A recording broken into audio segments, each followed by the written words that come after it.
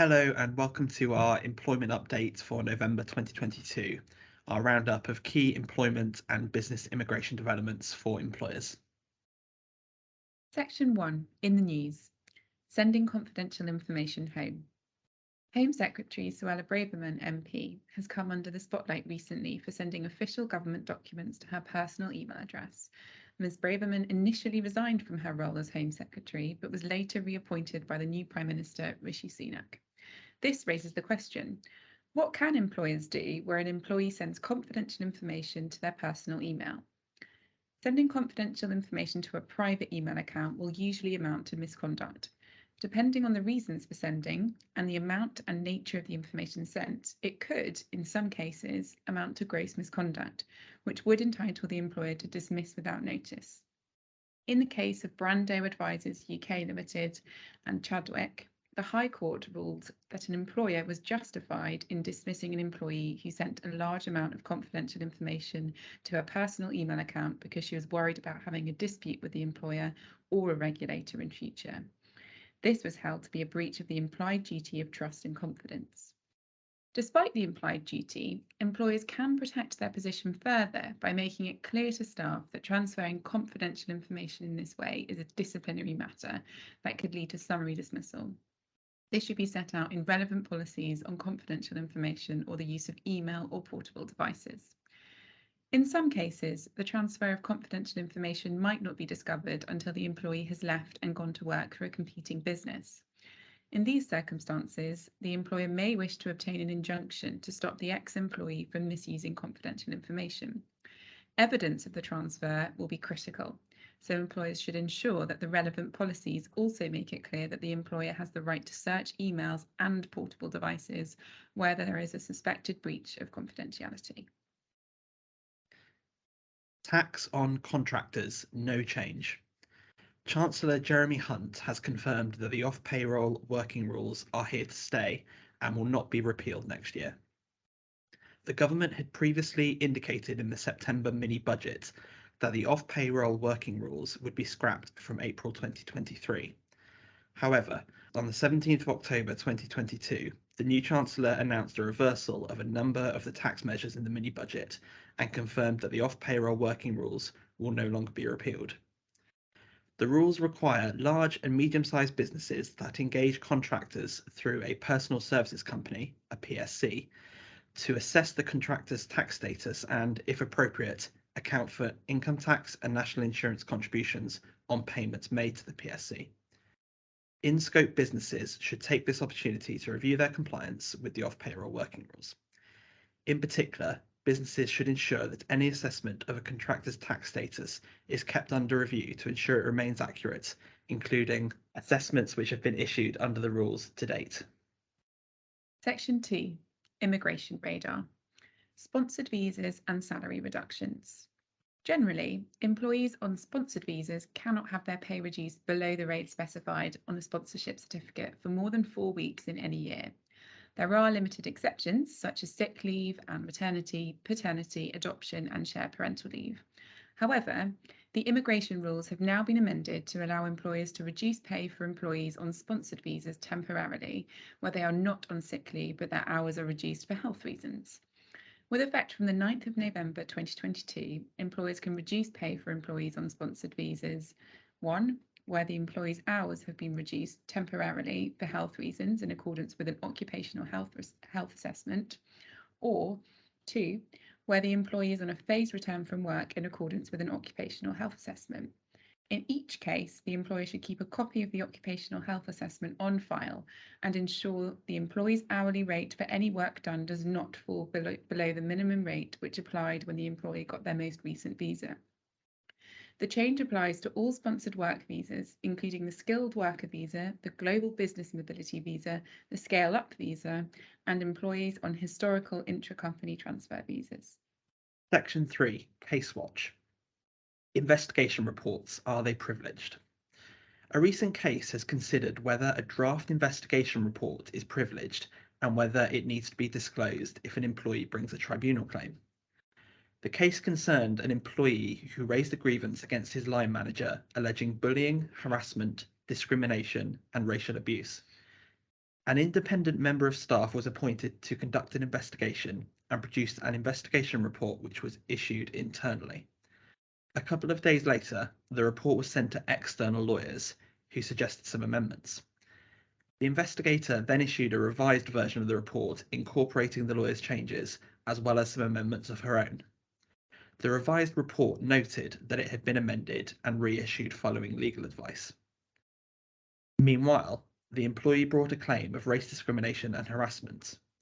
As part of that claim, the employer disclosed the final version of the investigation report, but not the original version. The employee sought an order from the tribunal requiring the employer to disclose the original unamended version of the report. The employer argued that, if the original version was disclosed, it would be possible to infer what legal advice was given by comparing the two versions of the report, so the original report had to be protected by legal advice privilege. The Employment Appeal Tribunal disagreed and ruled that the original unamended report should be disclosed. The report was not protected by privilege because it was not prepared for the purpose of obtaining legal advice, but rather for the purpose of investigating the facts around the employee's grievance. Even if it might have been possible to infer what legal advice had been given by comparing the two versions of the report, this did not make the earlier unamended version privileged. This case demonstrates some of the complexities around legal privilege and investigation reports. It also highlights the importance of seeking legal advice early on in the investigation process. The employer in this case sought legal advice on the investigator's report after it had been issued by the investigator. However, had the investigator sent a draft report directly to the lawyers seeking legal advice on it before issuing the report, it would arguably have been privileged and would not have to have been disclosed. Employers should, where possible, seek advice on the investigation process and issues such as privilege as early as possible, ideally before commencing a grievance or disciplinary investigation, particularly where the matter is likely to lead to litigation or an external regulatory investigation. TUPE. What transfers? Where there is a TUPE transfer, all rights and obligations arising under or in connection with the employment contract transfer. But what does this mean for discretionary benefits like employee share plans?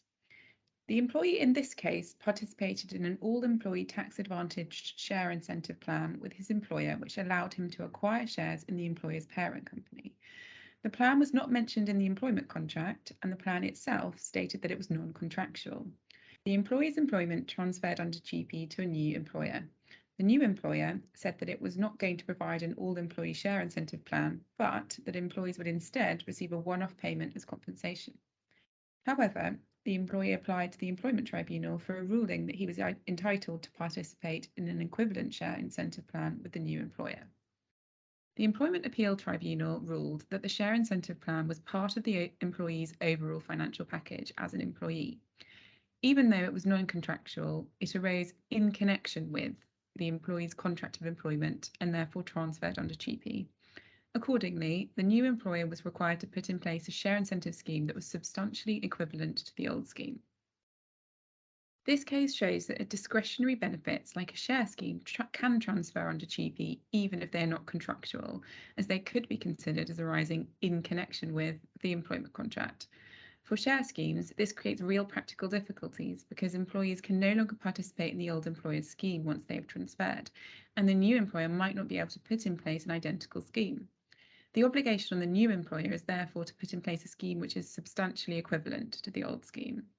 In many cases, the new employer should have the right to terminate a share scheme which transfers under TUPE. Where a share scheme transfers, it does so on its existing terms. If, as is usually the case, the terms of the plan gave the former employer the right to amend or withdraw it, then the same right would arguably apply to the new employer. Redundancy selection and the importance of consultation.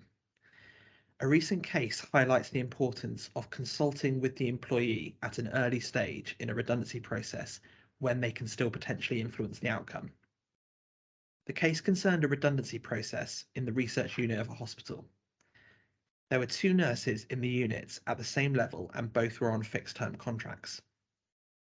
The employer selected for redundancy the nurse whose contract was due to expire first. This was the sole criterion used, so she was placed at risk and made redundant after no suitable alternative roles were identified. She then brought an unfair dismissal claim, arguing that her selection for redundancy was unfair. She initially lost, but ultimately won on appeal. The Employment Appeal Tribunal ruled that the redundancy selection was unfair. Selecting based on the expiry date of the employee's contract effectively placed the employee in a pool of one and meant that she was chosen for redundancy before any consultation took place. The employer had not properly considered whether the nurses should be pooled and both put at risk, or whether other selection criteria should be applied. While a pool of one can be fair in appropriate circumstances, the EAT said it should not be considered without prior consultation where there is more than one employee performing the same role. The consultation, which focused on alternative employment, was not at a stage where the employee could influence or potentially affect the outcome of her redundancy, so the dismissal was unfair. This case highlights the importance of consulting with employees at risk of redundancy at an early stage when the employee can still potentially influence the outcome. Where there is more than one employee performing the same role, the safest option is to put all employees at risk and then consult on proposed selection criteria before making the redundancy selection. This allows more scope for consultation when employees can still influence the outcome. However, in some circumstances, an employer might conduct a provisional selection and only put the employee provisionally selected at risk of redundancy. This can help minimize disruption, but is less safe legally, as it risks arguments. This can help minimize disruption, but is less safe legally, as it risks arguments that the selection was predetermined, as this case shows. Ultimately, the best approach will depend on the circumstances, but employers should always ensure, wherever possible, that consultation happens when there is still time for employees to potentially affect the outcome. This case also shows the importance of choosing fair and objective selection criteria. The EAT criticised the use of the contract expiry date as the sole criterion in this case because it led to an entirely arbitrary outcome. Section 4, New Law. Redundancy protection for new parents. Currently, employees who are made redundant during maternity, adoption, or shared parental leave must be offered a suitable alternative vacancy if there is one. The government has recently confirmed that it plans to extend this protection so that it begins when an employee notifies the employer she is pregnant and ends 18 months after the child's birth.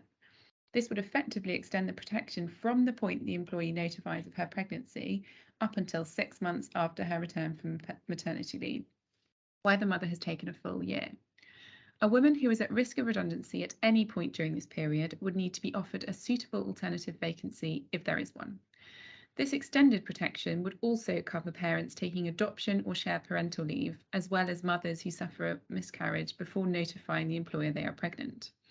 The government has recently backed a private member's bill that would allow it to introduce regulations extending the protection. However, it is not yet clear when those regulations are intended to come into force.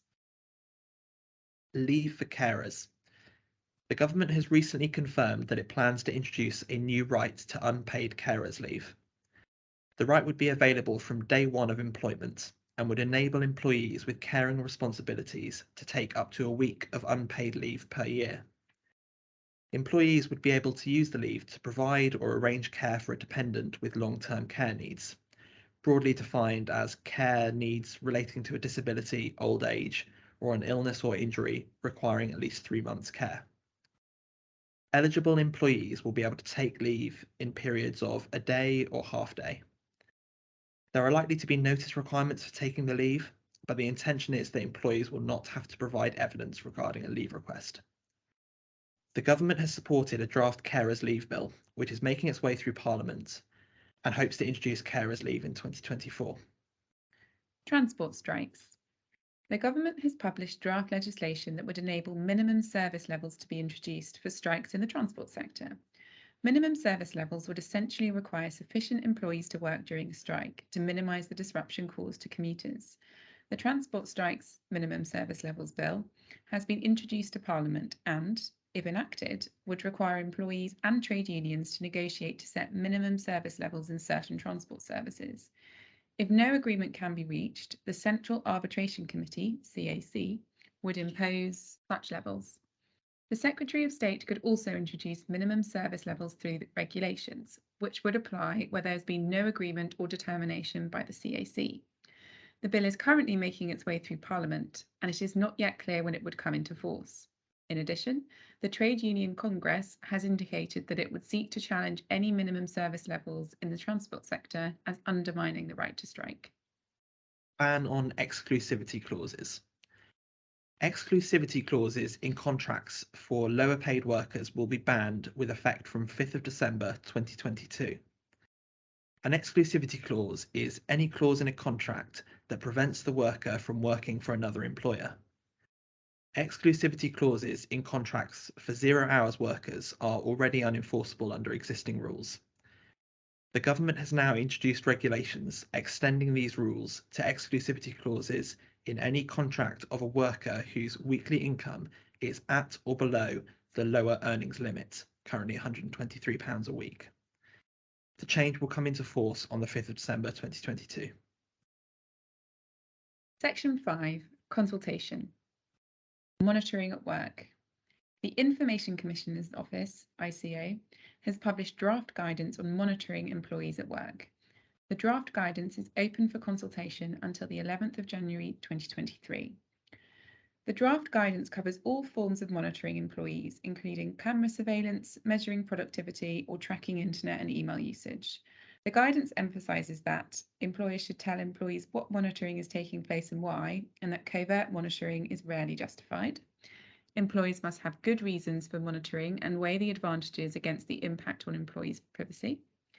Employees have a greater expectation of privacy when working from home, and the risks of capturing family and private information are higher when monitoring home workers. Employers should capture only the minimum amount of information necessary and store it for no longer than is necessary.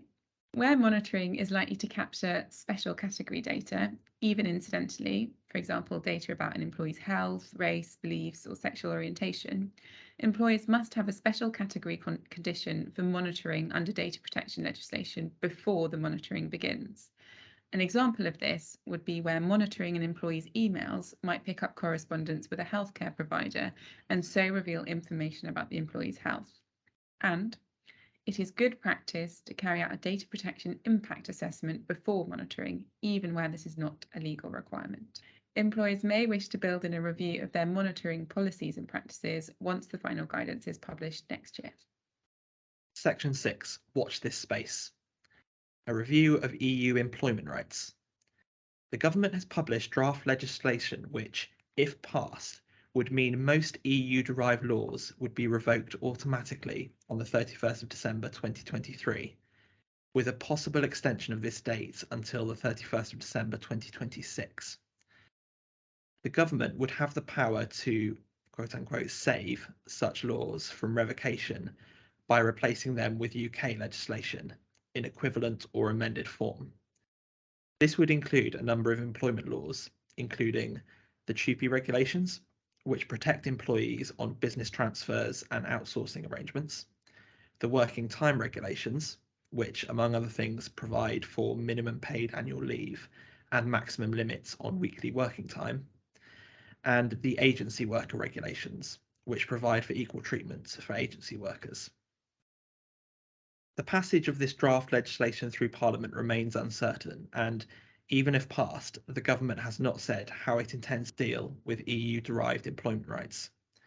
However, it has been suggested that there would be a review of the relevant EU-derived laws over the course of 2023 to decide what, if any, changes will be made. It is important to note that the draft legislation was published under Liz Truss's premiership, and it is not yet clear what the change in Prime Minister will mean for this review. Our employment update will report any developments. Section 7. Community engagement. In early October, as part of a wider series of environmental initiatives, a group from our employment and tax teams headed to the River Thames by Blackfriars and collected around 35 kilograms of rubbish from the river's shoreline.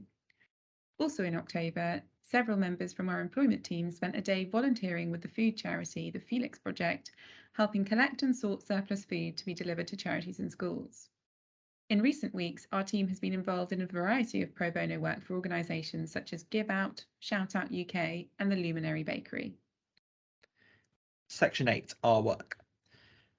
Since the last employment update, our work has included advising on post-termination restrictions involving cross-border arrangements, considering a grievance arising in the context of an ongoing investigation, advising on a collective consultation redundancy process relating to the closure of a client's UK operation, advising on multiple cross-border redundancy processes, supporting a client with an investigation into bullying and harassment allegations, preparing standard terms of engagement with the recruitment business, advising on a complex pre-acquisition reorganisation project, and advising on the implementation of the EU whistleblowing directive in multiple European jurisdictions.